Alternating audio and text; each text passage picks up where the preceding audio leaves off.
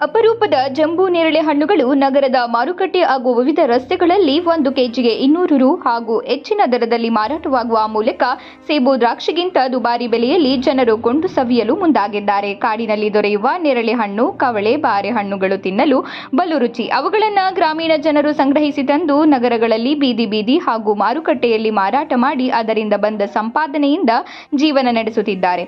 ಆದರೆ ಕಳೆದ 4-5 ವರ್ಷಗಳಿಂದ ಮಳೆ ಬಾರದೆ ಗಿಡ ಮರಗಳು ಒಣಗಿ ಅರಣ್ಯ ಭೂಮಿ ವೃದ್ಧಿಯ ಹೆಸರಲ್ಲಿ ಅರಣ್ಯ ನಾಶದಿಂದಾಗಿ ಕಾಡಿನಲ್ಲಿ ದೊರೆಯುವ ಪೌಷ್ಟಿಕ ಹಾಗೂ ರೋಗ ನಿರೋಧಕ ಹಣ್ಣುಗಳಾದ ಕವಳೆ, ಬಾರೆ, ನೇರಳೆ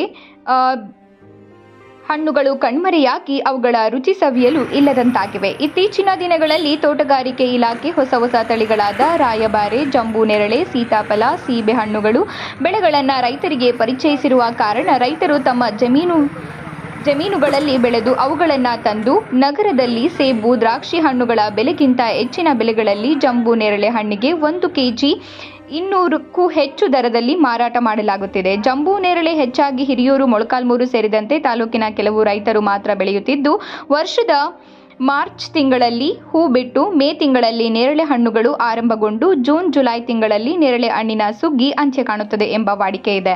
ನೇರಳೆ ಹಣ್ಣುಗಳನ್ನು ಮರದಿಂದ ನೆಲಕ್ಕೆ ಬೀಳದಂತೆ ಇಳಿಸಿ 1 ದಿನ ಹದಗೊಳಿಸಿ ಮರುದಿನ ಗ್ರಾಮೀಣ ಭಾಗದ ಮಹಿಳೆಯರು, ಪುರುಷರು ಬುಟ್ಟಿಯಲ್ಲಿ ತುಂಬಿಕೊಂಡು ಬೀದಿ ರಸ್ತೆ ಹಾಗೂ ಮುಖ್ಯ ರಸ್ತೆಗಳ ಬದಿಗಳಲ್ಲಿ ನೇರಳೆ ಹಣ್ಣು ಎಂದು ಕೂಗುತ್ತಾ ಗ್ರಾಹಕರನ್ನ ಸೆಳೆಯುತ್ತಾ ಮಾರಾಟ ಮಾಡುತ್ತಾರೆ.